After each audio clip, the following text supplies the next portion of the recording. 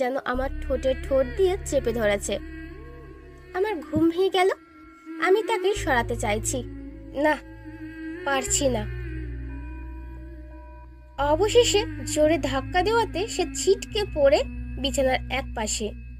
আমি উঠে বসে হাঁপাতে লাগলাম। পাগল নাকি আপনি? সে কিছুই বলল না, শুধু এসে আমাকে আবার জোরে করে শুয়ে দিল। আমার গলায় ঠোঁটে পাগলের মতো চুমো দিচ্ছে। চুমো না, কামড় বসাচ্ছে বুঝতে পারলাম। আর আমি তাকে বাধা দেওয়ার চেষ্টা করছি। অসহ্য ব্যথা আর আমার চাপা গোঙানি। না, সে আমার কোনো বাধাই মানল না। অবশেষে আমি তার শক্তির কাছে হেরে গেলাম। সে বিজয়ী হলো। সে উঠে ব্যালকনিতে চলে গেল। আগুনের মতো কি যেন জ্বলছে, বুঝতে পারলাম সিগারেট খাচ্ছে। রুমটা অন্ধকার, আমি তার মুখটা দেখতে পারছি না। আর খুব জানতে ইচ্ছে হলো কেন আমার সাথে এরকম করলো। আমি ওনার কি ক্ষতি করেছিলাম? আমি তো এতক্ষণ শুয়েই ছিলাম। বিছানা থেকে উঠতে গেলেই মাথাটা ঘুরে গেল। আমি ফ্লোরে পড়ে গেলাম। তারপর আর কিছুই মনে নেই। যখন চোখ খুললাম তখন দেখি সকাল হয়ে গেছে। আমি চারপাশে চোখ বুলিয়ে দেখলাম কেউ নেই। কিন্তু আমি তো ফ্লোরে পড়েছিলাম, তাহলে বিছানায় উঠলাম কখন? হয়তো সেই জানোয়ারটা বিছানায় তুলেছে। ছি, বিয়ের আগে বাবার মুখে যে ধরনের বর্ণনা শুনেছিলাম, আজ কেন জানি তা মিথ্যে মনে হচ্ছে। কালকের এই ঘটনার পর আমি তাকে কোনো দিনও স্বামী হিসেবে মেনে নিব না। আচ্ছা, মানুষটা কি একটা রাতও অপেক্ষা করতে পারলো না? কাঁদতে কাঁদতে রুমের চারপাশটায় আবার চোখ বুলালাম। রুমটা দেখে বোঝা যাচ্ছে মানুষটা খুব শৌখিন, খুব গোছালো একটা রুম। এই রুমের সব জিনিসই গোছালো, শুধু আমি অগোছালো হয়ে পড়ে আছি। বিছানা থেকে উঠে নিজেকে গুছিয়ে ওয়াশরুমে গিয়ে লম্বা শাওয়ার নিলাম। শরীরে কাল রাতে জানোয়ারের দেওয়া দাগগুলো তুলতে বৃথা চেষ্টা চালালাম অনেকক্ষণ। কড়া নীল রঙের শাড়ি পরে বেরিয়ে এলাম। আবার রুমে চোখ বুলিয়ে দেখে নিলাম, না কেউ নেই। ভেজা চুলগুলো ছেড়ে দিলাম। কোমর পর্যন্ত চুল ছড়িয়ে পড়ল। বাহ, তোমার চুলগুলো তো তোমার থেকেও সুন্দর। এই জন্য কি হিজাব পরতে নাকি? আমার এই কণ্ঠস্বরটা খুব চেনা। আমি আগেও বহুবার এই কণ্ঠস্বরটা শুনেছি, কিন্তু কার? আমি ঘুরে দাঁড়ালাম, কিন্তু কণ্ঠস্বরের মালিককে দেখে আমি চমকে গেলাম। আরে, এ তো মেঘ, যে আমাকে পাবার জন্য ৮টা বছর আমাকে প্রপোজ করে আসছে। আর আমি বারবার না করছি। সেই স্কুল লাইফ থেকে ও আমাকে ভালোবাসে, কিন্তু আমি আমার পরিবারকে কষ্ট দিতে পারবো না বলে ওকে বারবার না করেছিলাম। ও আমার ভাইয়ের হাতে মাইরও খাইছে, তারপরেও আমাকে ভুলেনি। এ এ এ কি, তুমি তুমি এখানে কি করছো? মেঘ মুচকি হেসে আমার কাছে এসে মুখে পড়ে থাকা চুলগুলো কানের পাশে গুজে দিয়ে বলল, কেন, এখানে কি অন্য কারো থাকার কথা ছিল নাকি? না মানে, আমাকেও কোনো কথাই বলতে দিল না।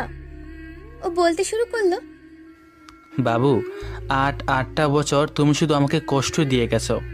তোমার কারণে আমি না ভালো করে খেতে পারতাম, না ঘুমাতে পারতাম।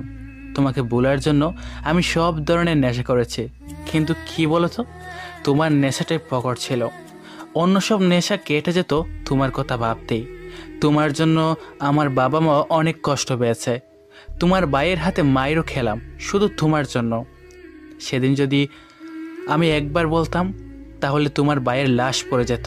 কিন্তু আমি তোমার ভাইয়ের উপর নয়, আমি তোমার উপর সব প্রতিশোধ নিব বলে ঠিক করেছিলাম। এবার প্রতিশোধের পালা।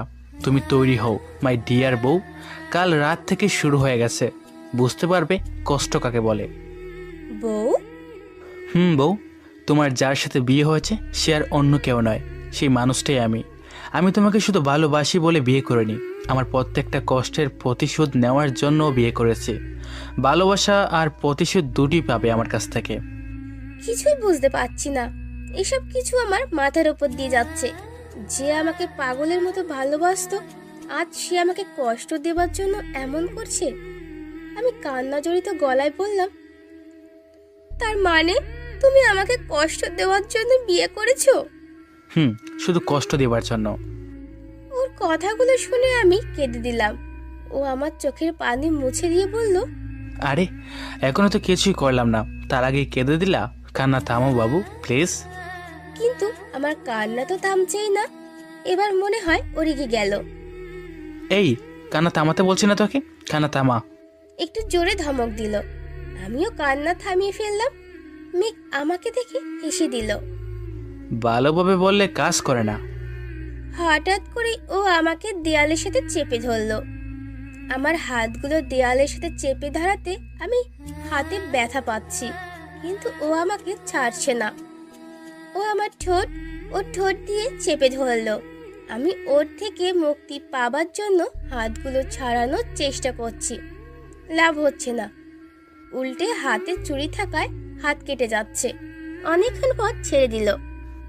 দেখ সবসময় এমন চটপট করবি না, তুই আমার বউ, তাই আমার সম্পূর্ণ অধিকার আছে তোকে আদর করার। আমি যখন ইচ্ছা তখন তোকে মারতে পারবো, আবার যখন ইচ্ছা হলে আদর করতে পারবো। তোর এই শরীরটা এখন আমার, বুঝলি? কথাগুলো বললে ও আমাকে জোরে ধাক্কা মারলো। আমি নিজের ওপর ব্যালেন্স রাখতে না পেরে পড়ে গেলাম এবং ড্রেসিং টেবিলের কোনায় ধাক্কা খেলাম। কপালে হাত দিয়ে দেখি কপাল থেকে রক্ত বের হচ্ছে। মেঘ হনহন করে রুম থেকে বেরিয়ে গেল। তার আগে ফার্স্ট এড বক্স কোথায় আছে তা বলে গেল। আমি বসে বসে কাঁদতে লাগলাম। এই মেঘ কি সেই মেঘ যে আমাকে পাগলের মতো ভালোবাসতো? মেঘকে কি দোষ দিব? আমি ওর সাথে যে ধরনের বিহেভ করেছি তাতে আমার সাথে ওর ভালো বিহেভ করার প্রশ্নই আসে না। ভালোবাসাও একটা সময় ঘৃণায় পরিণত হয়। আর আমি তো মেঘকে সব সময় অবহেলা করেছি, তার ভালোবাসাকে সব সময় প্রত্যাখ্যান করে এসেছি। তার থেকে আমার এমন বিহেভিয়ারই পাওয়া উচিত। সব দোষ আমার। আমি কেন ওকে এত ইগনোর করতাম? যদি ওর প্রপোজালটা মেনে নিতাম তাহলে আজ আমার এই অবস্থা হতো না। না, আমি কাঁদতাম। আমার সাথে এমন হওয়াই উচিত, এটা আমার নিয়তি। আমাকে আমার মা বাবার কথা ভেবেই এগুলো মেনে নিতে হবে। আমি আমার ভালোবাসা দিয়ে একদিন না একদিন ঠিক ওর মনে জায়গা করে নিব। আমি চোখ মুছে ফার্স্ট এড বক্সটা খুলে বের করলাম। রক্তটা মুছে মলম লাগিয়ে একটা ওয়ান টাইম ব্যান্ডেড লাগিয়ে দিলাম। হঠাৎ দরজায় টোকা পড়লো। পেছন ঘুরতে দেখি মেঘের ছোট বোন দাঁড়িয়ে আছে। মেঘের একটা মাত্র বোন, ওর নাম বৃষ্টি। কি ভাবি, ভেতরে আসতে বলবো না বুঝি? আমি হেসে দিয়ে বললাম, ও মা, রুমে আসতে পারমিশন নিতে হয় নাকি? সোজা চলে আসবে। আমি আসাতে তোমার নিয়মের কোনো পরিবর্তন হবে না। কথাগুলো বলতে বলতে বৃষ্টিকে টেনে এনে সোফায় বসলাম। তারপর দুজনেই হেসে দিলাম। বৃষ্টি আমার কপালের দিকে তাকিয়ে অবাক হয়ে বলল, ভাবি তোমার কপালে কি হয়েছে? আমি চুল দিয়ে ঢেকে দিলাম ক্ষতটা। না, কিছু না, পড়ে গিয়ে একটু কেটে গেছে আর কি। কি কিছু না? আজকেই তোমার ব্যথা পেতে হলো? একটু পরেই সব মেহমানরা আসতে শুরু করবে। তোমার বাড়ি থেকেও তো সবাই আসবে। আর ওরা এসে যদি তোমার কপালে কাটা দেখে তাহলে ভাববে তুমি আসতে না আসতেই আমরা তোমার ওপর অত্যাচার শুরু করে দিয়েছি। ওর কথা শুনে আমি হেসে দিলাম। আমার সাথে বৃষ্টিও হেসে দিল। তারপর আমার হাতে কতগুলো ব্যাগ ধরিয়ে দিল। ভাবি, এগুলো মা পাঠিয়েছে আজকে পরার জন্য। একটু পর আমি এসে তোমাকে সাজিয়ে দিব। তোর সাজাতে হবে না, উনি নিজেই আটা মাথা মাখতে এক্সপার্ট। কথাটা শুনে আমরা দরজার দিকে তাকালাম। মেঘ দাঁড়িয়ে আছে। বৃষ্টি একটু হেসে দিল। ভাইয়া, তুই মেয়েদের কথার মধ্যে কথা বলবি না। ভাবি নিচে চলো, সবার সাথে পরিচয় করিয়ে দেই। কথাগুলো বলে বৃষ্টি আমার হাতটা ধরে টানতে লাগলো। আরে বৃষ্টি, একটু দাঁড়াও বলে আমি হাত ছাড়িয়ে নিলাম। তারপর আয়নার সামনে গিয়ে কপালের ব্যান্ডেজটা খুলে নিলাম, কারণ ব্যান্ডেজ দেখলে নানান জনে নানান কথা বলবে। অল্পই কেটেছে, তাও আবার চুল দিয়ে লুকানো যাবে এমন একটা জায়গা। তাই আমি চুল দিয়ে আবার লুকিয়ে নিলাম, সাথে মাথায় কাপড়ও দিলাম যাতে বোঝা না যায়। তারপর বৃষ্টির কাছে গিয়ে বললাম, এইবার চলো। মেঘ আমার দিকে তাকিয়ে আছে। বাহ ভাবি, চলো। আমি নিচে নামতেই সবাই আমাকে ঘিরে ধরলো। বৃষ্টি সবার সাথে পরিচয় করিয়ে দিল, আর আমি সালাম করতে লাগলাম। উফ, এর মামা মামি চাচা চাচি কত মানুষ, সালাম করতে করতে আমার জীবন শেষ হয়ে যাবে গো। তবে মানুষগুলো খুব ভালো, খুব মিশুক। এরই মধ্যে আমার শাশুড়ি চলে আসলেন। আমি ওনাকে সালাম করলাম। উনি আমার কোনো সমস্যা হচ্ছে কি না জিজ্ঞেস করলেন। তারপর খাবার খাওয়ার জন্য টেবিলে বসিয়ে দিলেন। আমার সামনে চেয়ারটাতে মেঘ বসে খাচ্ছে, বৃষ্টি আমার সাথে বসে খাচ্ছে। সবাই খাচ্ছে, কিন্তু আমার গলা দিয়ে তো খাবার নামছে না। আম্মু, আব্বু আর ভাইয়ের কথা মনে পড়ছে খুব। অল্প খেয়ে উঠে পড়লাম। নতুন বউ বলে নয়, আমার মন বলছে আমার বাড়িতে কিছু হয়েছে। আমি উঠে পড়াতে বৃষ্টিও উঠে পড়ে। আমি বৃষ্টিকে বললাম যে আমি একটু বাড়িতে কথা বলতে চাই। বৃষ্টিকে নিয়ে আমার রুমে চলে আসলাম। আম্মুকে কল দিলাম। হ্যালো আম্মু। আব্বু ফোনটা ধরলো। অথই, কেমন আছিস মা? ভালো আছি বাবা, তুমি কেমন আছো? আম্মু কেমন আছে? আমরা ভালোই আছি। আম্মু কোথায়? আম্মুর ফোন তুমি ধরলে কেন? তো তোর আম্মু একটু অসুস্থ। আমার চোখ দিয়ে পানি পড়তে লাগলো। আমি জানতাম একটু না, অনেকটাই অসুস্থ। আমাকে বলনি কেন? কখন এমন হয়েছে? কান্নার কারণে কথাই বলতে পারছি না। আমি কান্না করছি দেখে বৃষ্টি অবাক হয়ে গেল। সে আমার পাশে বসে বলতে লাগলো, ভাবি কাঁদছো কেন? আমি তো কেঁদেই চলেছি। আব্বু ওপাশ থেকে আমাকে বোঝালো যে ঠিক আছে, একটু অসুস্থ হয়েছে। তারপর ফোন কেটে দিল। ভাবি, কি হয়েছে? কান্না করতেছো কেন? আমি বৃষ্টিকে জড়িয়ে ধরে আবার কেঁদে দিলাম। আমার আম্মু খুব অসুস্থ বৃষ্টি। ভাবি দাঁড়াও, আমি আম্মুকে এক্ষুনি গিয়ে বলছি। বৃষ্টি উঠে চলে যেতে চাইলে আমি বৃষ্টির হাত ধরে ফেললাম। আমি ওকে মাথা নেড়ে না করলাম এই কথা বলার জন্য। বৃষ্টি আমার পাশে বসে পড়ল। ভাবি, বলে আমার দিকে তাকিয়ে থাকলো।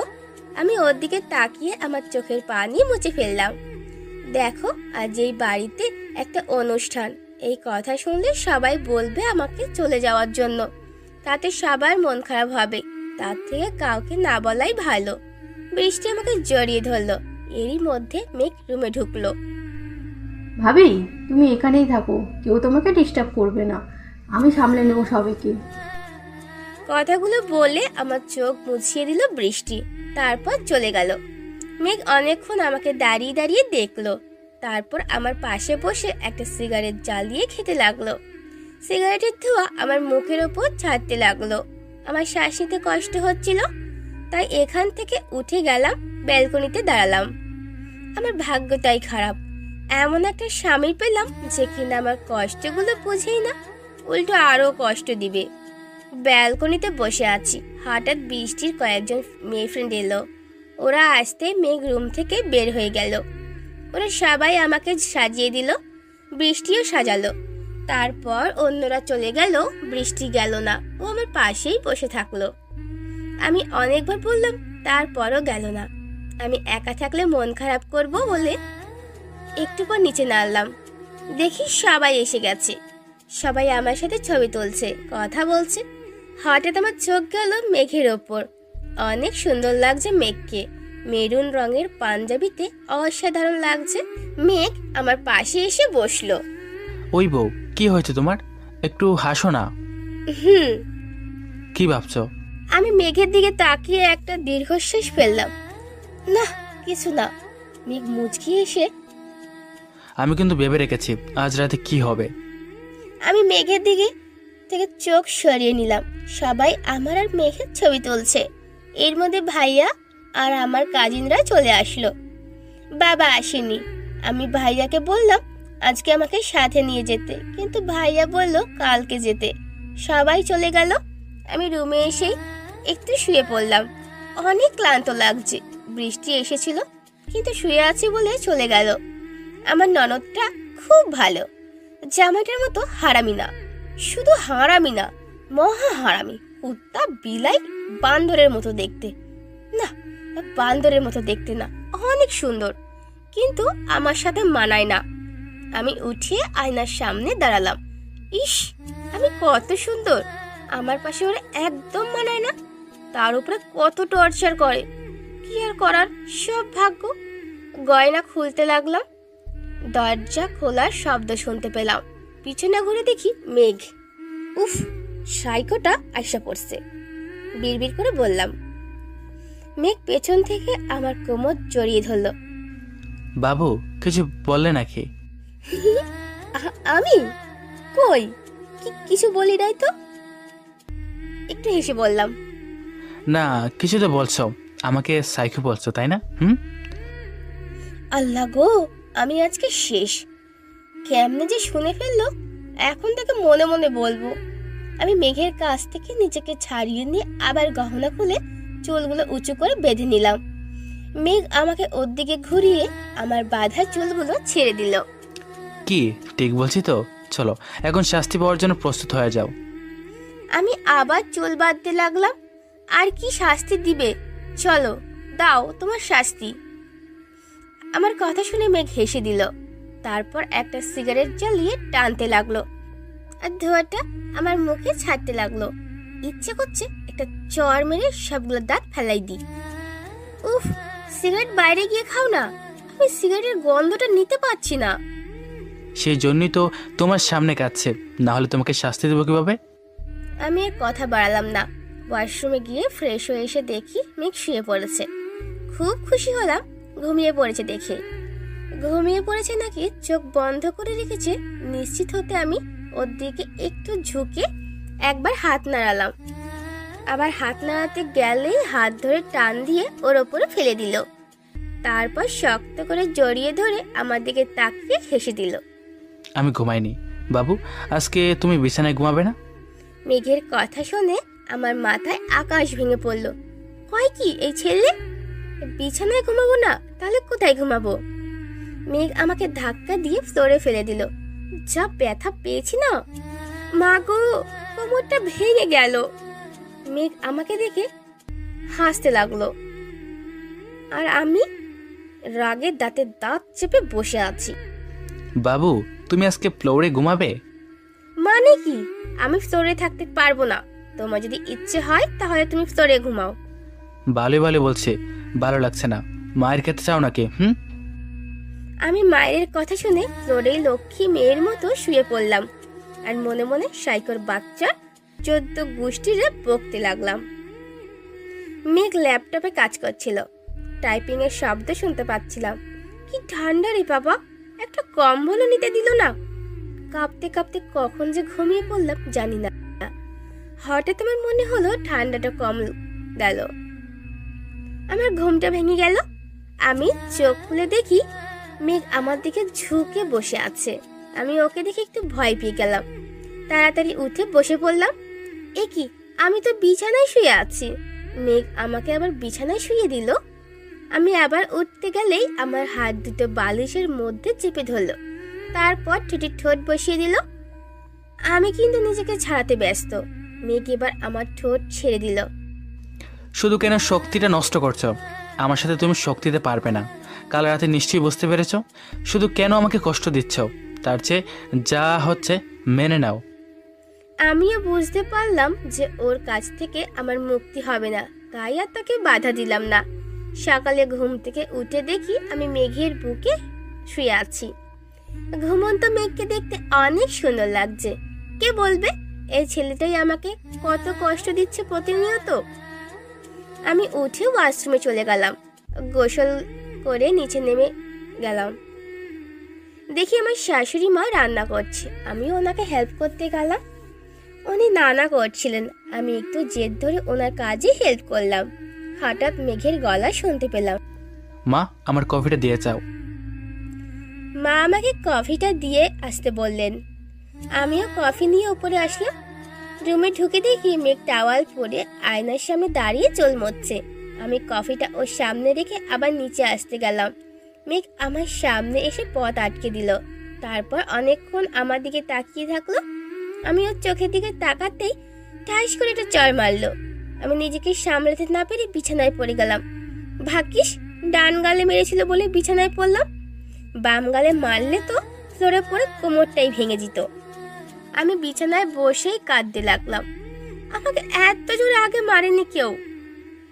মেঘ আমার সামনে এসে বলল, কাঁদছো কাঁদো, কিন্তু কান্নার শব্দ হবে না। শব্দ হলে বাম গালে আরেকটা দেব। কথাগুলো বলে মেঘ উঠে গেল। তারপর গান গাইতে গাইতে কফি খেয়ে ল্যাপটপ নিয়ে কাজ করতে বসে গেল। আমি বোকার মতো বসে বসে কাঁদতে লাগলাম। মাঝে মাঝে খুব আদর, আবার মাঝে মাঝে আমি কাঁদতে লাগলাম। কেন মারলো আমাকে ভাবতে লাগলাম। হঠাৎ মোবাইলটা বেজে উঠল। আমি মোবাইলটা হাতে নিয়ে দেখলাম আব্বু কল দিয়েছে। আমি চোখ মুছে কলটা রিসিভ করে আব্বুর সাথে কথা বললাম। আমি মোবাইলটা বালিশের ওপর রেখে আবার বিছানায় বসে পড়লাম। মেঘ ল্যাপটপ রেখে আমার পাশে এসে বসলো। কি হলো? বাবাকে বলেন না যে আমি তোমাকে মেরেছি? বলতে পারতে। আমি মেঘের দিকে তাকালাম। আমার দু চোখ বেয়ে পানি পড়তে লাগলো। দরজায় টোকা পড়লো। আমি চোখ মুছে নিলাম। বৃষ্টি ভিতরে আসলো। ভাবি, গুড মর্নিং। আমার জন্য আবার গুড হেসে দিলাম। উত্তর তো দিতেই হবে, গুড মর্নিং। ভাবি নিচে চলো, খেতে ডাকছে আমাদের। ভাইয়া আয়। তারপর সবাই মিলে নিচে গেলাম। সবাই একসাথে খেতে বসলাম। মা মানে আমার শাশুড়ি খাওয়া দাওয়া শেষ আমাকে আর মেয়েকে রেডি হতে বলে আমাদের বাড়ি যাওয়ার জন্য। বাড়ি যাওয়ার কথা শুনতে আমার মনটা ভালো হয়ে গেল, কিন্তু বৃষ্টিকে ছাড়া যাব ভাবতে কেমন যেন খারাপ লাগছিল। তাই আমি ওকে আমার সাথে নিয়ে যাওয়ার জন্য মাকে বললাম, মা আমি কি বৃষ্টিকে সাথে নিতে পারি? আমার কথা শুনে সবাই আমার দিকে তাকালো। মা প্লিজ। বৃষ্টিতে খুশিতে নেচে উঠলো, আমাকে জড়িয়ে ধরলো। ভাবি তোমাকে এতগুলো বৃষ্টির কাণ্ড দেখে সবাই হেসে দিল। মাও রাজি হয়ে গেল। আমি আর বৃষ্টি রেডি হয়ে সে কখন থেকে দাঁড়িয়ে আছি, কিন্তু মেঘ আর আসছে না। অবশেষে উনি নেমে আসলেন। মা বাবার কাছ থেকে বিদায় নিয়ে গাড়িতে উঠলাম। আমি আর বৃষ্টি পিছনে বসলাম, আর মেঘ গাড়ি ড্রাইভ করবে। ওই সামনে বসে আমাকে দেখলো একবার। সামনে না বসার কারণে হয়তো রেগে আছে। রাখলে রাগুক, আমাকে এখন কিচ্ছু করতে পারবে না। সারা রাস্তা জুড়ে আমি আর বৃষ্টি বক বক করে আসলাম। বাড়ির সামনে গাড়ি থামাতে আমি গাড়ির দরজা খুলে একটা দৌড় দিলাম। মেঘ পেছন থেকে আমাকে দেখেছে, কিন্তু আমি থামিনি, কারণ আমি মাকে দেখার জন্য ছটফট করছি। আমি এক দৌড়ে মার রুমে চলে আসলাম। মাকে দেখে আমার চোখ বেয়ে পানি পড়তে লাগলো। ভাইয়া আর বাবা মেঘকে রুমে নিয়ে আসলো। মেঘ অনেকক্ষণ এখানে বসেছিল। পরে আমার কাজিনরা এসে ওকে আমার রুমে নিয়ে যায়।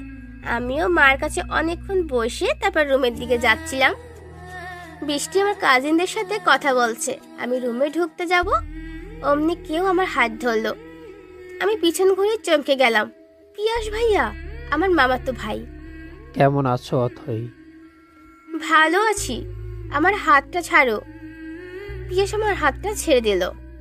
আমি রুমে ঢুকে দেখি ভাইয়া আর মেঘ কথা বলছে। আমাকে দেখে ভাইয়া আমার কাছে এসে, মেঘ দেখো ভাই, আগে যা হয়েছে সব ভুলে যাও। আমার কারণে আমার বোনকে প্লিজ কষ্ট দিও না। ভাইয়ার কথা শুনে আমি একবার ভাইয়ার দিকে আর একবার মেঘের দিকে তাকালাম। তারপর ভাইয়া রুম থেকে চলে গেলেন, আর মেঘ আমার দিকে তাকিয়ে হেসে দিল। আমার এত আদরের বউকে আমি কি কষ্ট দিতে পারি? তারপর আবার হেসে দিল। আমার রুমে থাকতে একদম ভালো লাগছিল না, তাও আবার মেঘের সাথে থাকার কোনো প্রশ্নই আসে না। রুম থেকে বেরোতেই আবার পিয়াস ভাইয়ার সাথে দেখা হলো।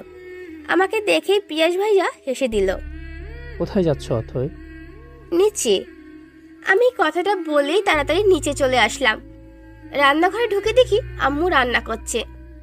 আম্মু তুমি রান্নাঘরে আসছো কেন? তুমি না অসুস্থ? আরে অসুস্থ না, আমি ঠিক আছি। তুই যা, সবাইরে চা দিয়ে আয়। আমি সবাইকে চা দিলাম। বৃষ্টি তো আমাদের বাড়িতে এসে খুব খুশি।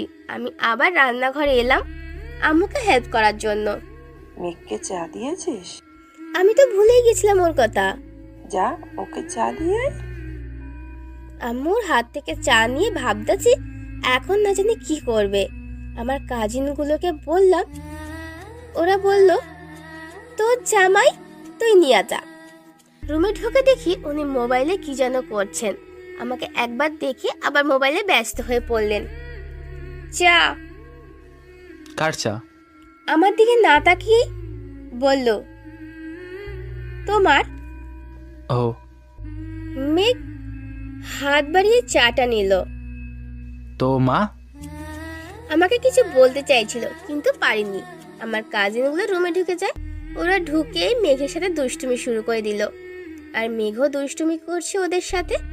তারপর সবাই দুপুরে খাবার খেলাম। ওরা মেঘকে নিয়ে বাইরে বের হলো, সাথে আমাকেও যেতে হলো।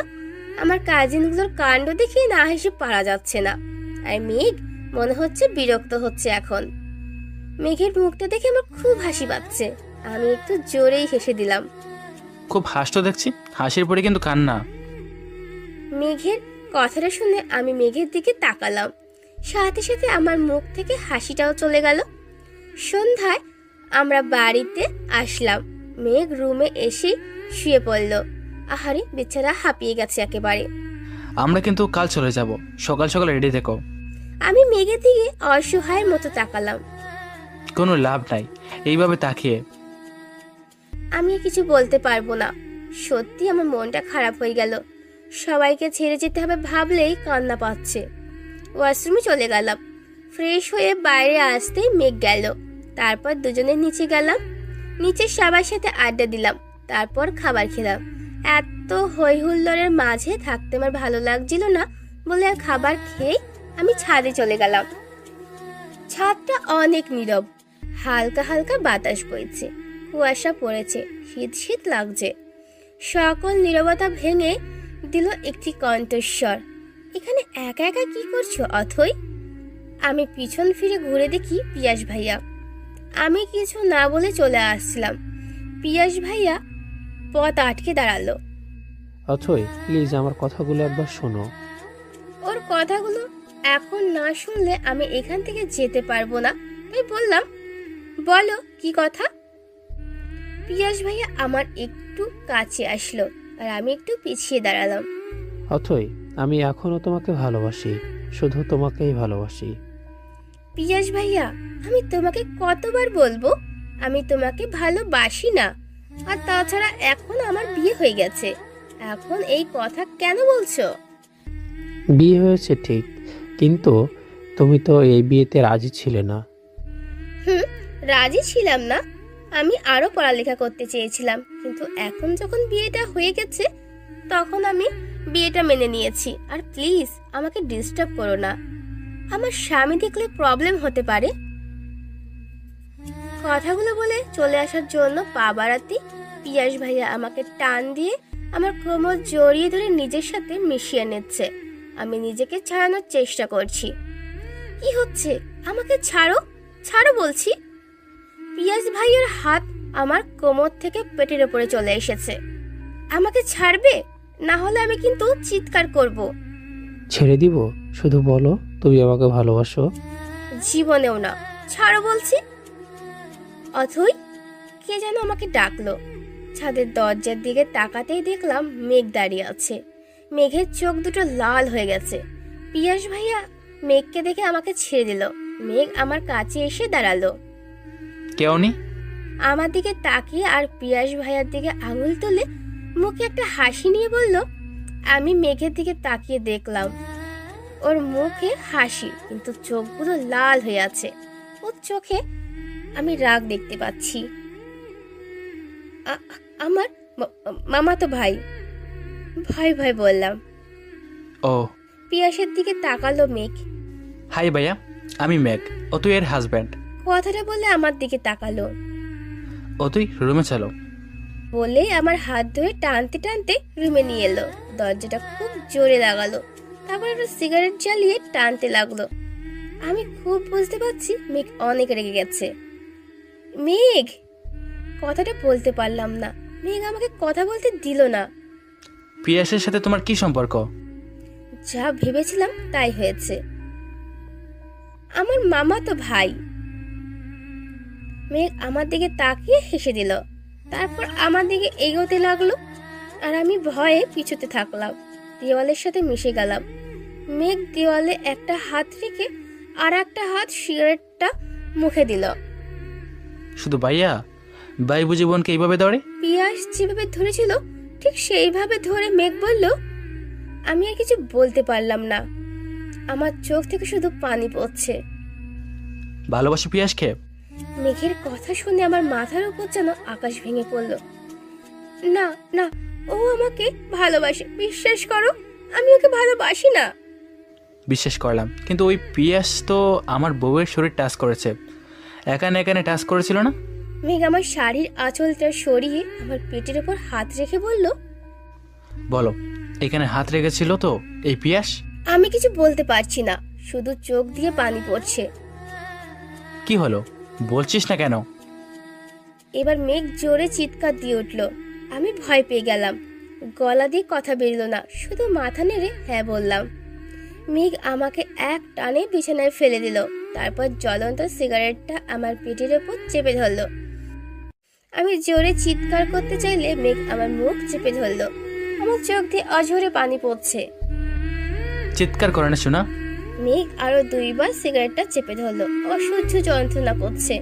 মেঘ আমার মুখ থেকে হাত ছাড়াতে আমি ওকে ধাক্কা দিয়ে দাঁড়িয়ে গেলাম। তুমি কি? কথা শেষ করতে দিল না। কথাটা তার আগে মেঘ আমাকে জোরে একটা চড় মারলো। আমি ফ্লোরে পড়ে গেলাম। আমার চুলগুলো খুলে দিল। এবার আমি একটু জোরেই কেঁদে দিলাম। মেঘ আমার চুল ধরে আমার মুখটা ওর দিকে ঘুরিয়ে নিল। আমাকে ধাক্কা মারার সাহস কোথায় পেলে? তুমি শুধু আমার, তোমাকে টাচ করার অধিকার শুধু আমার।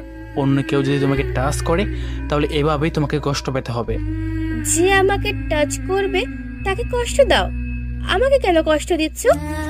মেঘ বলল, তোমাকে কষ্ট দিচ্ছি কারণ হলো। মেঘ থেমে গেল। বলো কি কারণ? চুপ, কোনো কথা হবে না। পরের বার থেকে ওই পিয়াস তোমার থেকে 100 হাত দূরে থাকবে, ওই ব্যবস্থা আমি করব। এখন বলো, ফার্স্ট এইড বক্স কোথায়? মলম লাগাতে হবে। আমি মেঘের দিকে তাকালাম। আমাকে কি মনে করে এই লোকটা? ইচ্ছে হলে মারবে, আবার ইচ্ছে হলে যত্ন করবে। আমাকে কি হাতের পুতুল পেয়েছে নাকি? কি হলো বলো? দরকার নেই, আমি মলম লাগাতে পারবো। একদম রাগাবে না, ভালো ভালো বলো। মেঘ কথাগুলো আমার একটু কাছে এসে বলল। আমি দেখিয়ে দিলাম ওইখানে আছে। ওই বক্সটা এনে আমাকে মলম লাগিয়ে দিল। আমি শুধু দেখছি। ওই কি দেখছো? আমাকে কে ফেলবে নাকি? হ্যাঁ, যাও শুয়ে পড়ো। খেয়ে ফেলবো না, খুন করে ফেলবো। কিভাবে মারলো! ইস, দয়া মায়া কিচ্ছু নাই। বকতে বকতে গিয়ে শুয়ে পড়লাম। জীবনে রান্না করতে যাইনি আগুনে আজ লাগবে বলে, আর আজকে কিনা ওই হারামিটা আমারে পুড়াইয়া দিল। আমি শুয়ে পড়লাম। আমি শুয়ে পড়তেই মেঘ রুম থেকে বেরিয়ে গেল। ও রুম থেকে বেরিয়ে যেতেই আমার চোখ দিয়ে টপ টপ করে পানি পড়তে লাগলো। প্রায় 15 মিনিট পর মেঘ রুমে আসলো। মেঘকে দেখে কান্না বন্ধ করতে চাইলাম, কিন্তু পারলাম না। মেঘ আমার পাশে বসে আমার মাথায় হাত রাখলো। আমার এলোমেলো চুল কানের পাশে গুজে দিল। আমার কানের কাছে এসে ঝুঁকে পড়লো। আমার মুখে ওর নিঃশ্বাস পড়ছে। ঘুমিয়ে পড়ো। আমি ঘুরে ওর মুখের দিকে তাকালাম। আমি মেঘের দিকে তাকাতেই মেঘ আমাকে শক্ত করে জড়িয়ে ধরলো। আমার ঘাড়ে ও মুখে 2 ফোঁটা পানি পড়লো। কি হলো? পানি কিসের? আরো 2 ফোঁটা পানি পড়লো। এবার আমি নিজেকে ছাড়ানোর চেষ্টা করছি, দেখার জন্য পানির উৎস কি, কিন্তু পারলাম না। আমাকে মেঘ শক্ত করে জড়িয়ে ধরে আছে, মাথাটাও তুলতে পারছি না। ছাড়ো আমাকে, আমার দম বন্ধ হয়ে আসছে। না, ছাড়লো না, উল্টো আরো শক্ত করে জড়িয়ে ধরলো। ছাড়ো বলছি, আমার দম বন্ধ হয়ে আসছে তো। দম বন্ধ হয়ে আসো, তবু আমি তোমাকে ছাড়বো না। আরে মরে যাব তো, তারপর তুমি কাকে কষ্ট দিবে, কাকে মারবে? আর কিছু বললো না, শুধু নিঃশ্বাসের শব্দ শোনা গেল। একসময় আমি বাধ্য হয়ে ওর বুকেই ঘুমিয়ে পড়লাম। সকালে ঘুম থেকে উঠে মেঘকে দেখতে পেলাম না। ঘুম থেকে উঠতেও অনেক দেরি হয়ে গেল। শাড়ির আঁচলটা একটু সরে গেছিল, ওরাগুলোতে চোখ পড়লো। উফ, তাকানো যাচ্ছে না। ওয়াশরুমে চলে গেলাম, ফ্রেশ হয়ে নিচে গেলাম।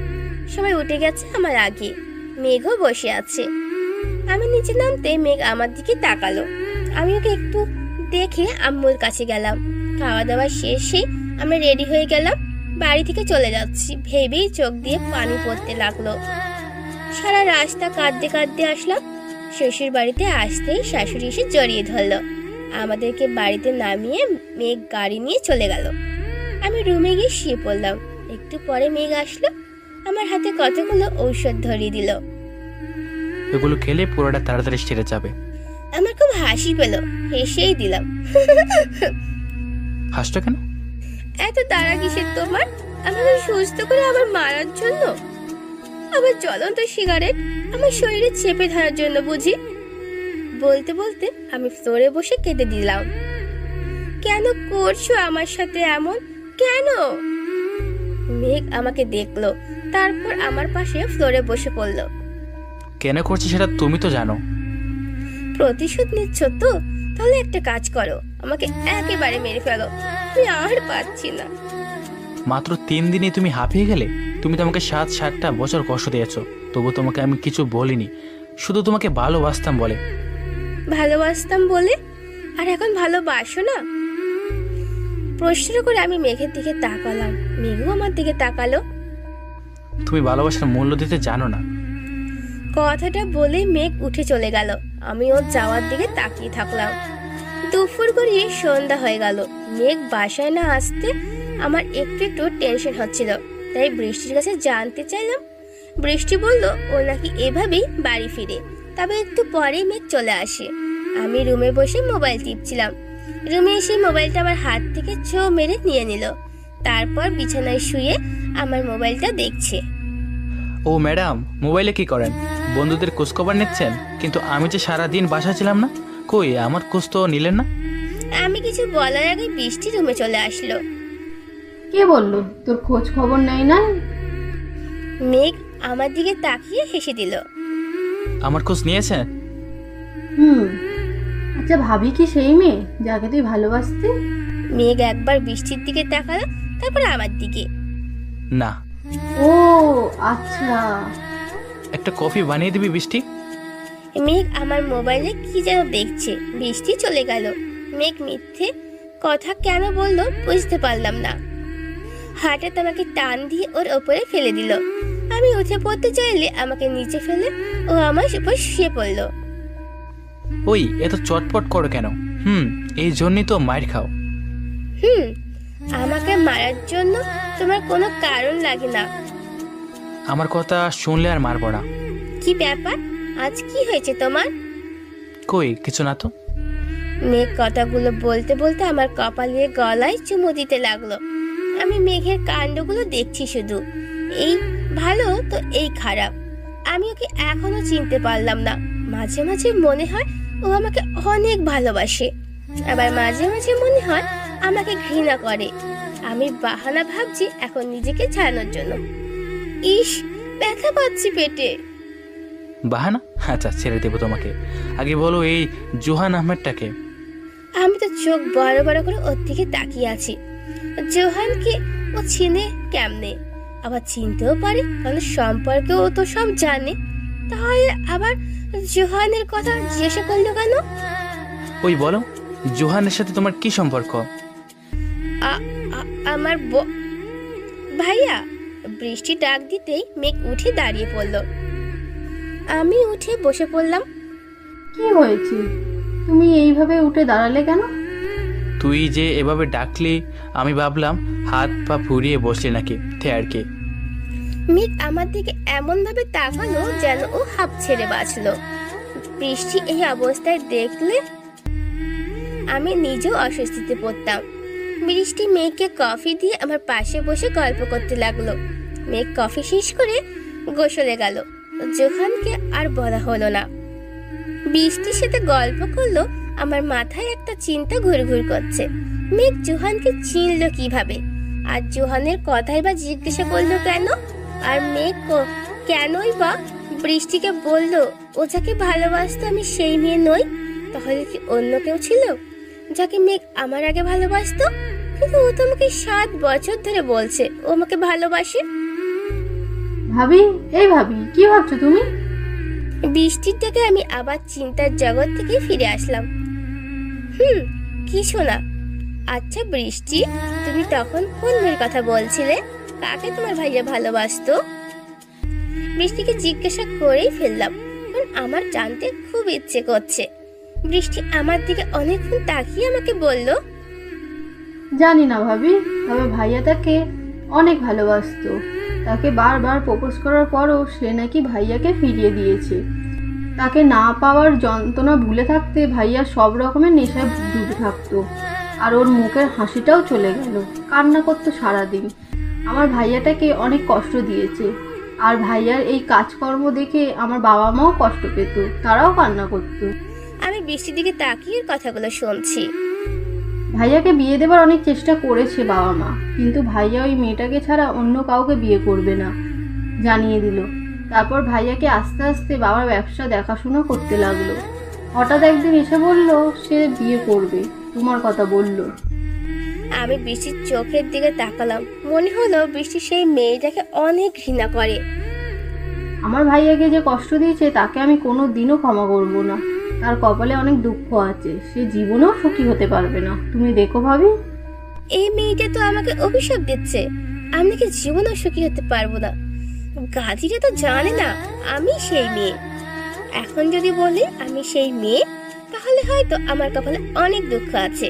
আমি নিজের অজান্তেই সবাইকে কষ্ট দিয়েছি, অথচ ওরা অনেক ভালো, আমাকে অনেক ভালোবাসে। কিন্তু মেঘ কি এখনো আমায় ভালোবাসে? ভাবি আমি এবার যাই। বৃষ্টি চলে গেল। এখন আমি বুঝতে পারলাম কেন মেঘ বলেনি যে আমি সেই মেয়ে। ওরা আমাকে খুব ঘৃণা করে। মেঘ কিন্তু অনেকক্ষণ হলো ওয়াশরুমে গেছে, এখনো বের হয়নি। এতক্ষণ লাগে নাকি গোসল করতে? আমি ওয়াশরুমের দরজায় টোকা দিলাম 2-3টা। কি ব্যাপার, এতক্ষণ লাগে নাকি গোসল করতে? কি করছো ওয়াশরুমে?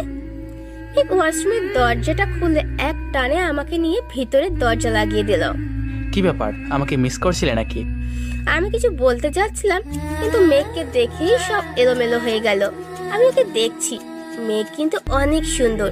ওকে তো আমি 7 বছরে ভালোভাবে দেখিনি, দেখলে হয়তো ওর সাথে রিলেশনটা হয়েই যেত। ওই মেয়ে কি দেখছো এমন করে? জীবনে কোনোদিন আমাকে দেখোনি নাকি? মেঘ আমার চোখের সামনে তুড়ি মেরে বলল, এতক্ষণে খেয়াল করলাম আমি নিজেও ভিজে গেছি, ঠান্ডা লাগছে। এই শীতের মধ্যে তাও আবার ঠান্ডা পানি। আমি কাঁপতে লাগলাম।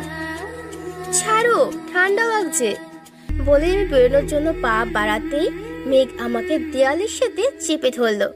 ঝর্ণাটা আরো জোরে ছাড়লো, পানি পড়ছে। কি হচ্ছে এটা? আমার ঠান্ডা লাগছে, ছাড়ো। মেঘ আমার মুখের ওপর পড়া ভিজে চুলগুলো সরিয়ে দিয়ে আমার ঠোঁটের ওপর ও ঠোঁট চেপে ধরলো। আমি বাধা দিলাম না। হঠাৎ আমার ঠোঁটে কামড় মারলো। আমি ওকে জোরে ধাক্কা দিয়ে সরিয়ে দিলাম। ইচ্ছে করছিল 2 গালে 2টা চড় মারি, কিন্তু পারলাম না। আমি যতই চাইছি তাকে আপন করে নিতে, ততই সে কষ্ট দিচ্ছে। জানোয়ার কোন দেশের! ও যদি আমার সাথে এরকম বিহেভ করতে থাকে, তাহলে আমি এই সম্পর্কটার ইতি টানতে বাধ্য হব। আমি ওয়াশরুম থেকে বেরিয়ে আসলাম, একেবারে ভিজে গেছি। চেঞ্জ করে নিলাম, ভিজের চুলগুলো ভালো করে মুছে দিলাম। ঠোঁটটা কেটে গেছে, চেপে ধরে রাখলাম। আমি চাইছি আমাদের সম্পর্কটা টিকিয়ে রাখতে। বিয়ে হয়ে গেছে যেহেতু, তাই বিয়েটা টিকিয়ে রাখাই ভালো। কিন্তু ও তো প্রতিশোধের নেশায় ডুবে আছে, এভাবে কি সম্পর্ক টিকে থাকবে?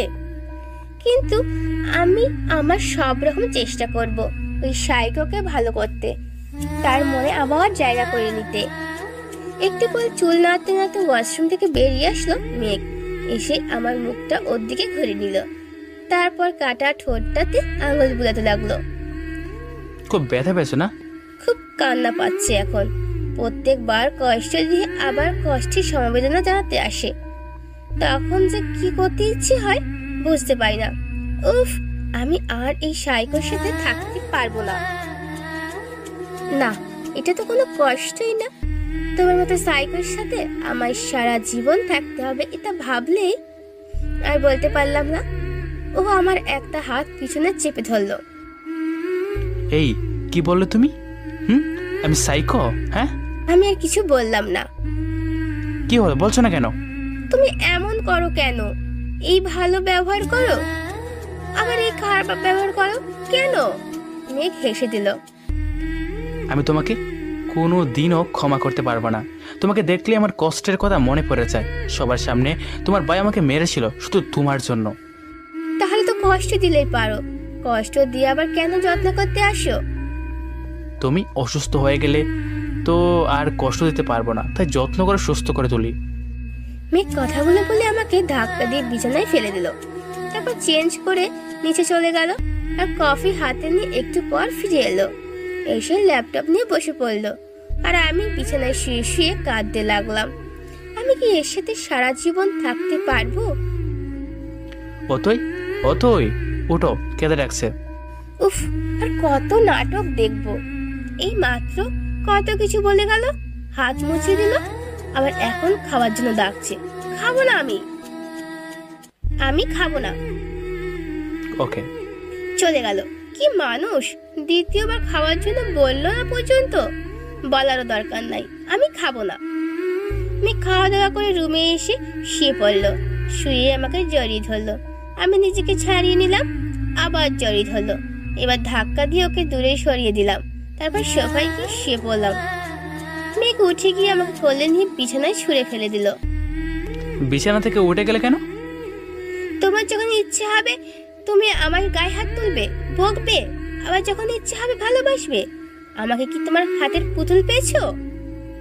আমার যখন ইচ্ছা হবে আমি তখন তাই করতে পারবো তোমার সাথে। আমার অধিকার আছে তোমার উপর, তোমার ওই শরীরের উপর। মেঘ বিছানায় শুয়ে পড়লো, কিন্তু এবার ও অন্যদিকে মুখ করে শুয়ে পড়লো আর আমি শুয়ে শুয়ে কাঁদতে লাগলাম। আমাকে শুধু কেন কষ্ট দেয় বুঝি না। অনেকক্ষণ হলো সাইগোটার কোনো সারা শব্দ পাচ্ছি না। ও ঘুমিয়ে গেছে নাকি দেখার জন্য আমি উঠে বসলাম। ওর চোখ বন্ধ, ঘুমিয়ে পড়েছে। এখন মেঘকে অনেক সুন্দর লাগছে। ওর চেহারার মায়ায় আছে, নিষ্পাপ একটা চেহারা। কে বলবে এই ছেলেটাই আমাকে কারণে অকারণে টর্চার করে? নিজের অজান্তে আমার হাতটা ওর মাথায় চলে গেল। মেঘ একটু নড়ে উঠলো, আমি হাতটা সরিয়ে নিলাম। হয়তো আমি মেঘকে ভালোবেসে ফেলেছি, কিন্তু পরক্ষণে ভাবতে লাগলাম না, আমি ওকে ভালোবাসি না, ও তো আমাকে টর্চার করে। আবার ভাবলাম না, ভালোবাসি। কখনো ওর বিহেভ দেখলে ইচ্ছে করে ওর সাথে সারা জীবন থাকি, আবার কখনো ওর বিহেভ দেখে ইচ্ছে হয় তখনই ওকে ছেড়ে চলে যেতে। কিন্তু কেন জানি পর মুহূর্তে আমি ওর দেওয়া কষ্টগুলো ভুলে যাই। শুয়ে পড়লাম, না বালিশে নয়, মেঘের বুকে। ওর বুকে মাথা রাখতেই মনে হলো এটাই আমার আশ্রয়স্থল। আমি মেঘকে জড়িয়ে ধরলাম। কেন যে আমাকে কষ্ট দেয়? আমাকে তো ভালোবাসতেও পারো। কুত্তা, বিলাই, শয়তান, বান্দর, হারামি মনে মনে বকলাম। ওর সামনে তো বকার সাহস নেই। ওর সামনে বললে অনেক মাইর জুটবে কপালে। আমি আর একটু শক্ত করে জড়িয়ে ধরলাম। এতক্ষণ মন খারাপ থাকলো, এখন ভালো হয়ে গেছে। মেঘ আমাকে ঘুমের মধ্যেই জড়িয়ে ধরলো। কখন ঘুমিয়ে পড়লাম জানি না। সকালে যখন ঘুম ভাঙলো তখন আমি মেঘের বুকে শুয়ে আছি। মেঘ এখনো আমাকে জড়িয়ে ধরে শুয়ে আছে। আমি আস্তে করে উঠে গেলাম। ফ্রেশ হয়ে এসে দেখি মেঘ উঠে গেছে। আমাকে দেখে কিন্তু ওর তাকানোটা জানি কেমন হলো আমার কাছে। মেঘ উঠে আমার কাছে আসলো, বুড়ো কুচকে আমাকে দেখলো। কি দেখছো তুমি? ওর এইভাবে তাকানো দেখে জিজ্ঞেস করেই ফেললাম। আমার কানের কাছে এসে ফিসফিস করে বলল, কি বলে এইগুলো? আসলেও পাগল হয়ে গেছে? মানে কি? কাল রাতে তুমি আমার বুকে মাথা রেখে ঘুমালে, একটু পর আমি তোমাকে তোমার বালিশে শুয়ে দিলাম, আবার তুমি আমার বুকে, আমি আবার তোমাকে বালিশে শুয়ে দিলাম, আবার তুমি আমার বুকেই মাথা রাখলে। এবার সরাতে গেলাম, 3-4টা খিল মেরে আরো শক্ত করে জড়িয়ে ধরে শুয়ে পড়ে। আমি অন্যদিকে ঘুরে ভাবতে লাগলাম, আমি কি সত্যি সত্যি এই কাজ করেছি নাকি? না, আমি এই কাজ করি নাই। এই মেয়ে কুত্তা, ও মিথ্যা কথা বলতেছে। আচ্ছা ম্যাডাম, আমাকে কি আপনার বালিশ মনে হয়? মেঘ আমাকে দেখছে। আমি মেঘের দিকে তাকিয়ে একটা হাসি দিলাম। তুমি বললে আমি বিশ্বাস করবো নাকি? আমি তোমার বুকে মাথা রেখে ঘুমাবো? অসম্ভব। দরকার পড়লে আমি ইলেকট্রিক তারের বুকে মাথা রেখে ঘুমাবো, তারপরও তোমার বুকে মাথা রেখে ঘুমানোর প্রশ্নই আসে না। ও রিয়েলি ম্যাডাম? আমাকে ওর কাছে টেনে নিয়ে বলল, আমি নিজেকে ছাড়িয়ে নিয়েছি। স্যার। আমি ভেংচি কেটে রুম থেকে বেরিয়ে এলাম। কি মিথ্যেবাদী! আমি নাকি তার বুকে মাথা রেখে ঘুমাই, তাকে নাকি কিল মারছি। তার বুকে মাথা রেখে ঘুমাতে পারি, তাকে মারার কথা আমি স্বপ্নেও ভাবি না। আর যদি মারতাম, ও তাহলে ওই সাইকো এখনো আমাকে আস্ত রাখতো না। তাড়াতাড়ি হেঁটে নিচে যাচ্ছিলাম, হঠাৎ কার সাথে যেন ধাক্কা খেয়ে নিচে পড়ে গেল। দুজনেই একসাথে ও মা গো বলে উঠলাম। তাকিয়ে দেখি বৃষ্টি ফ্লোরে পড়ে আছে আর আমার দিকে রাগি লুকে তাকিয়ে আছে। ভাবি, তুমি কি দেখে হাঁটতে পারো না? উফ, কোমরটা ভেঙে গেছে। আমি বৃষ্টির দিকে তাকিয়ে হাসি আর আটকাতে পারলাম না, আমি হেসেই দিলাম। আবার হাসছো? অনেক ব্যথা পেয়েছি। সরি। হাসির জন্য কথাই বলতে পারছি না। অনেক কষ্টে হাসি থামালাম, তারপর বৃষ্টির দিকে হাত বাড়িয়ে দিলাম। বৃষ্টি উঠে আমাকে দেখলো, তারপর হেসে দিল। এত তাড়াতাড়ি হেঁটে কোথায় যাচ্ছিলে তুমি? নিচে যাচ্ছিলাম। বৃষ্টি আমার মুখের দিকে তাকিয়ে হঠাৎ আটকে উঠলো। ভাবি, তোমার ঠোঁট কাটলো কিভাবে? আমি ঠোঁট চেপে ধরলাম, মনেই ছিল না যে আমার ঠোঁট কেটে গেছে। কুত্তা কামড়ে দিচ্ছে, বিড়বিড় করে বললাম। কি বললে? ওয়াশরুমে পড়ে গিয়ে কেটে গেছে আর কি। এখন চলো নিচে যাই। ভাবি, তুমি এত কেয়ারলেস, ওয়াশরুমে পড়ে গেলে কিভাবে বুঝি না।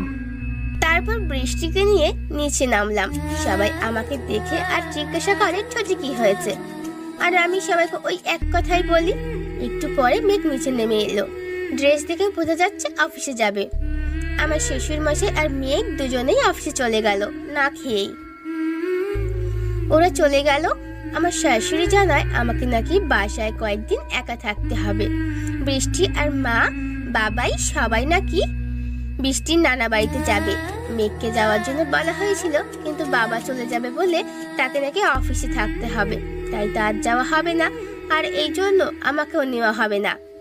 তার মানে আমাকে একা একা থাকতে হবে এই কয়দিন, তাও আবার এই সাইকোটার সাথে। একেই মনে হয় কপাল বলে। আল্লাহ জানে আমার কপালে কি আছে। দুপুরের দিকে মা আর বৃষ্টি চলে গেল। বাবা অফিস থেকে চলে যাবে। আমি বাসায় একা হয়ে গেলাম। একা না, কাজের বুয়া আছে সাথে। উনি অবশ্য সন্ধ্যায় চলে যাবে। বাসায় একা থাকতে ভালোই লাগছে না। সন্ধ্যার পরে বসে বসে টিভি দেখছিলাম না, টিভি চালু করে মোবাইল টিপছিলাম। গাড়ির হর্ন শুনতে পেলাম। হয়তো সাইকো সাহেব এসে পড়েছে মনে হয়। একটু পর দেখলাম উনি রুমে ঢুকলেন। রুমে ঢুকে আমাকে কতক্ষণ দেখলো। আমি তো মনের সুখে মোবাইল টিপছি, সাইকোর দিকে তাকানোর সময় নেই আমার। সাইকো ওয়াশরুমে গিয়ে ফ্রেশ হয়ে নিল।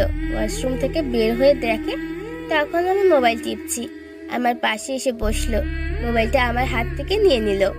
আমি আর ওর দিকে অগ্নি দৃষ্টিতে তাকালাম। জোহানের সাথে চ্যাটিং করছিলাম, এই সাইকো মোবাইলটা নিয়ে নিল। ইচ্ছে হচ্ছে ওর মাথাটা ফাটিয়ে দিতে। এই, এটা কি হলো? আমার মোবাইলটা দাও। দিব, আগে আমার জন্য একটু চা বানিয়ে আনো। আমি নাকি ওনার জন্য চা বানিয়ে আনবো? এমন চা বানিয়ে আনবো যাতে আজ জীবনেও আমাকে চা বানানোর জন্য বলবে না। চা বানানোর জন্য রান্নাঘরে গেলাম। আগে নিজের জন্য এক কাপ ভালো করে চা বানিয়ে খেয়ে নিলাম। তারপর সাইকোর জন্য চা বানালাম। ওর চাটা একটু খেয়ে দেখলাম কেমন হয়েছে। উফ, কি তেতো রে বাবা! চা পাতা বেশি দিয়ে সাইকো বাবুর জন্য স্পেশাল চা বানালাম। একটা মুচকি হাসি দিয়ে চাটা নিয়ে রুমে আসলাম। এসে দেখি উনি বসে বসে মোবাইল টিপছে। তোমার চা। মেঘ আমার দিকে তাকিয়ে পা থেকে মাথা পর্যন্ত একবার দেখলো। এক কাপ চা বানাতে এতক্ষণ সময় লাগে? আমি তো ভাবলাম আমার জন্য তুমি স্পেশাল কিছু রান্না করছিলে। আমার তো খেয়ে দিয়ে কাজ নেই, তোমার জন্য রান্না করব। এই নাও তোমার চা। কথাগুলো বলেই আমি চায়ের কাপটা ওর হাতে ধরিয়ে দিয়ে চলে যেতে চাইলাম, কারণ এখন ওর কাছে থাকা আমার জন্য বিপজ্জনক। তাই এখান থেকে কেটে পড়াই ভালো। এক পা বাড়াতেই পেছন থেকে সাইকো ডাক দিল। অতই আমি ভয় ভয় পেছনে ঘুরে দাঁড়ালাম। মেঘ আমাকে ইশারায় বলছে ওর পাশে বসার জন্য। আমি কি পাগল নাকি যে আমি এখন ওর পাশে যাব?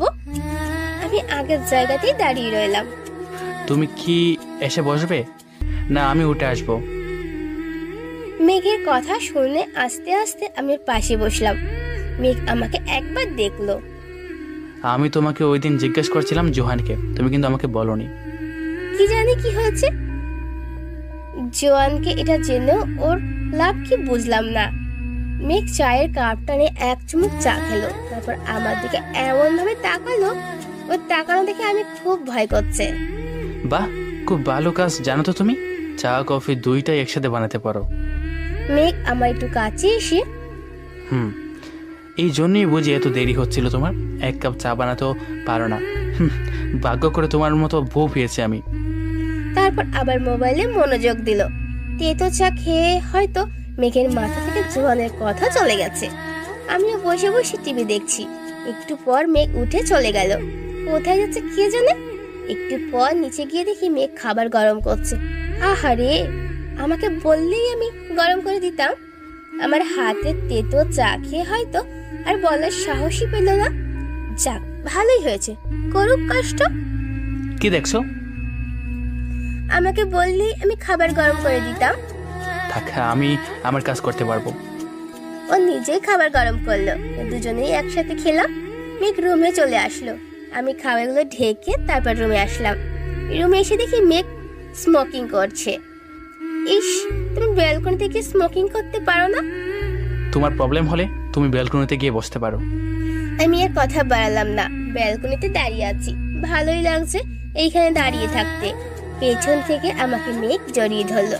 ও ঠান্ডা হাতগুলো দিয়ে আমার পেটে স্পর্শ করলো। আমি কেঁপে উঠলাম। আমি মেঘের দিকে ঘুরলাম। মেঘ আস্তে আস্তে ও ঠোঁট দিয়ে আমার ঠোঁট চেপে ধরলো। অনেকক্ষণ পর ছেড়ে দিল। তারপর আমাকে ওর কোলে তুলে নিল। বিছানায় নিয়ে ও মেতে উঠলো। ওর প্রতিটা স্পর্শ আজ অন্যরকম লাগছিল। মনে হয়েছিল প্রত্যেকটা স্পর্শে ভালোবাসা আছে। মেঘ ঘুমিয়ে আছে, আমি ওকে দেখছি। আমার কেন জানি ঘুমন্ত মেঘকে দেখলে বেশি ভালো লাগে। আমি ওকে জড়িয়ে ধরে শুয়ে পড়লাম। কখন ঘুমিয়ে পড়লাম জানি না। সকালে যখন ঘুম ভাঙলো তখন দেখি মেঘ চুল নাড়তে নাড়তে ওয়াশরুম থেকে বেরিয়ে আসছে। আমাকে দেখে একটা মুচকি হাসি দিল। আমি উঠে পড়লাম, ওয়াশরুমে চলে গেলাম। গোসল করে বেরিয়ে দেখি মেঘ বসে বসে কফি খাচ্ছে। নিজেই বানিয়েছে বোধ হয়, তাতে আমার কি। আমি রান্নাঘরে আসলাম। সাইকো সাহেব তো চলে যাবেন, তার জন্য তো কিছু রান্না করতে হবে। আমি অবশ্য রান্না তেমন পারি না, কিন্তু খাওয়া যাবে, তাই অনেক কষ্ট করে রান্না করলাম শুধু সাইকোর জন্য। আমি রান্না করে একটা প্লেটে ওর জন্য খাবার নিয়ে ওপরে এলাম। তারপর টেবিলের উপর খাবারটা রাখলাম। মেঘ আমাকে এক নজর দেখলো। তোমার খাবার। তা আমি খেতে পারবো তো, নাকি কালকের ছায়ের মতো? খেয়ে দেখো না। মেঘ প্লেটটা হাতে নিল, এক লোকমা মুখে দিয়ে আমার দিকে তাকালো। আমি তো ভয় শেষ। আল্লাহ, খাবার যাতে খারাপ না হয়, মনে মনে দোয়া করতে লাগলাম। বাহ, ভালোই তো রান্না করতে পারো, কিন্তু কাল চাটা। কাল তো চা আমি ইচ্ছে করেই, কথা বলেই জিভে কামড় দিলাম। হায় হায়, মুখ ফসকে বেরিয়ে গেছিল আসল সত্য কথাটা। ইচ্ছে করে কি বলো? না না, কিছু না। বলছিলাম কি, আমি কি একটু মার্কেটে যেতে পারি? মেঘ আমার দিকে একটু ভ্রু কুচকে তাকালো। মার্কেটে যাব কি? আমি বিকালে এসে নিয়ে যাবো। দূর বাবা, ওর সাথে যাব না। ওই ভাবলাম একা একা যাব, ভালো লাগে না। রেডি হয়ে থাকো, আমি অফিস থেকে এসে নিয়ে যাব। কথাটা বলেই মেঘ চলে গেল। আহারে, আমাকে এখন এই সাইকোর সাথে যেতে হবে, ভাবতেই কষ্ট লাগে। যাই হোক, সাইকো অফিস থেকে তাড়াতাড়ি চলে আসলো। আমি তাড়াতাড়ি রেডি হয়ে নিলাম। মেঘের একটা কল আসাতে ও আগেই বেরিয়ে গিয়েছে, গাড়িতে অপেক্ষা করছিল। আমি গিয়ে গাড়ির পেছনের সিটে বসলাম। ওই, আমাকে কি তোমার ড্রাইভার মনে হয়? ড্রাইভারই মনে হয়, আমি বিড়বিড় করে বললাম। কি বললি? কিছু না। সামনে এসে বসো। বসবো না সামনে, আমি পিছনেই বসবো। আমার তো পিছনে বসতে কোনো প্রবলেম হচ্ছে না। তোমার যদি প্রবলেম হয় তাহলে পিছনে এসে বসতে পারো। মেঘ কিছুক্ষণ আমাকে দেখলো, তারপর এসে পিছনে বসে পড়লো। সত্যি সত্যি পিছনে এসে বসে পড়লো। এখন গাড়ি কি চালাবে? ও মা, তুমি পিছনে এসে বসলে কেন? গাড়ি কি চালাবে? জানি না। বুঝতে পারলাম আমাকে সামনেই বসতে হবে, তাই এসে সামনের সিটে বসলাম। মেঘও এসে বসলো। হারামি, শয়তান, কুত্তা, নিজে যা বলবে তাই হবে, না করলে জোর করতে হবে। আচ্ছা, তুমি কি কিনবে? আমি মেঘের দিকে তাকালাম, ইচ্ছে করছে ওরে ধইরা কয়েকটা বসিয়ে দিই। জিন্স কিনবো, টি শার্ট কিনবো, শার্ট কিনবো। না, আমাকেও একটু মার্কেট করতে হবে, তাই তুমি একা একা নিজের জামা কাপড় কিনে নিও। কথাটা শুনে আমি মনে মনে খুবই খুশি হলাম। আমরা দুজন দুদিকে চলে গেলাম, অনেক ঘুরে ফিরে 2টা শাড়ি কিনলাম। তারপর যে চলে আসবো অমনি পিছন থেকে কেউ ডাকলো, এই যে মিস, দেখেও না দেখান ভাল করে চলে যাচ্ছেন। এইটা তো মেঘের কণ্ঠ না, তাহলে কি? হয়তোবা পরিচিত কেউ, কিন্তু আমি তো আর মিস নই। এই কথাটা যেন মিস ডাকলো। দাঁড়া, দেখাচ্ছি মজা। আমি পেছনে ঘুরলাম, পেছনে ঘুরে আমার চোখ তো 3-4 গুণ বড় বড় হয়ে গেল। জোহান,